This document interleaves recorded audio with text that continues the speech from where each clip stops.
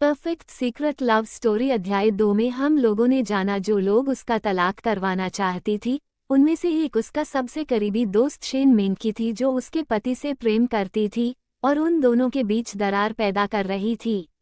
अध्याय 3 पूर्व मंगेतर के बारे में। पलक झपकते ही 3 दिन बीत गए। उन 3 दिनों में ये वानवान ने अपना ज्यादातर समय सोने और अपने पिछले जीवन की यादों पर विचार करने में बिताया। सी येहान अतीत से अलग नहीं था। पूरे 3 दिनों तक वह बिल्कुल भी दिखाई नहीं दिया। घर के सभी नौकर अपने काम में व्यस्त रहते थे और शायद ही कभी उससे बात करते थे। उनमें आंख मिलाने की भी हिम्मत नहीं हुई। इतना विशाल घर लेकिन वह एक तहखाने जैसा था।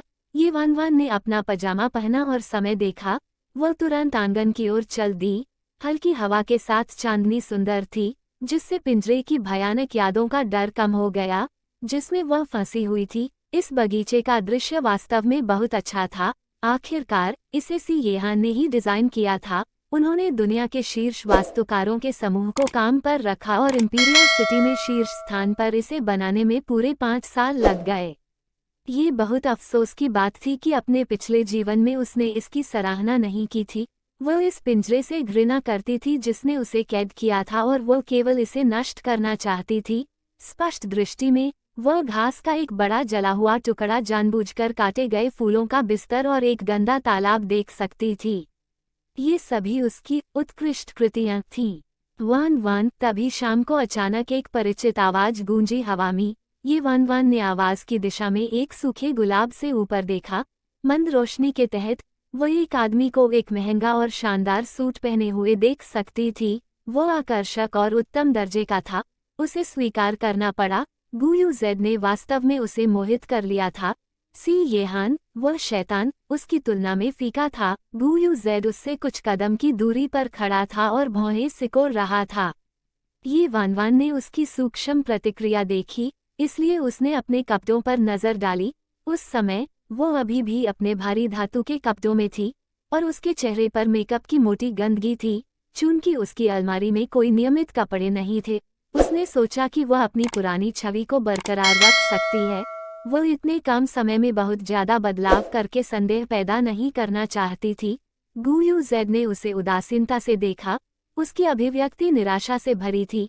वान वान, तुम खुद को इस तरह कैसे नीचा दिखा सकती हो? खुद को नीचा दिखाना? ये वानवान ने उसका मजाक उड़ाते हुए इन शब्दों को चखा। अपने पिछले जीवन में वो उसे अपना पूरा दिल दे चुकी थी। उसके प्रति अपनी वफादारी साबित करने के लिए उसने अपने कपड़े इतने अजीब और घृणित तरीके से बनाए थे, लेकिन अंत में बदले में उसे बस इतना ही मिला कि उसने खुद को अपमानित किया है। वह जानती थी कि शेन मेनकी ने गुयू जेड के सामने उसके बारे में बुरा कहा था, लेकिन अगर इस आदमी को उसके प्रति थोड़ा सा भी स्नेह होता तो वह शेन मेनकी की किसी भी बात पर विश्वास नहीं करता। चूंकि शेन मेनकी उसकी सबसे अच्छी दोस्त थी, इसलिए वह उसका साथ देने के लिए अक्सर उसके पास आती थी। इस प्रकार वह अपनी इच्छानुसार अंदर और बाहर आ सकती थी। उसने गुयू जेड को भी गुप्त रूप से अंदर आने की अनुमति दी। जैसे ही ये वानवान बोलने ही वाली थी, उसे एक ठंडक महसूस हुई रीढ़ की हड्डी में। सी येहान, वो यहाँ है। वह सहज रूप से उस आदमी की उपस्थिति से अवगत थी। अपने पिछले जीवन में उसे एहसास नहीं हुआ कि शेन मेनकी ने उसे धोखा दिया है। सी येहान ने पूरे समय उसे अंधेरे में देखा जब उसने उसे धोखा दिया था, जो उसके दुस्वप्न की शुरुआत थी। ये वानवान ने धीरे से आह भरी, खुद को सी येहान की उपस्थिति को नजरअंदाज करने के लिए मजबूर किया। उसने गुयू जेड को उदासीनता से देखा, मुस्कुराया और पूछा, मुझे आश्चर्य है कि आप किस दृष्टिकोण से मुझसे सवाल कर रहे हैं, मेरे पूर्व मंगेतर के बारे में या मेरे जीजाजी? गुयू जेड की अभिव्यक्ति ये वानवान के व्यंग्य पर भारी हो गई। वानवान, मुझे पता है कि तुम मुझे दोषी मानते हो, लेकिन मैं भी असहाय था। जो कुछ भी हुआ, तुम आज जो भी बन गए हो उसके लिए मैं जिम्मेदार हूँ। अभी मेरे साथ छोड़ो और मैं तुम्हें इंपीरियल सिटी से बाहर ले जाऊंगा। इस कहानी का अध्याय 4 में क्या होता है जानने के लिए video like, share and comment करें और चैनल को सब्सक्राइब करें।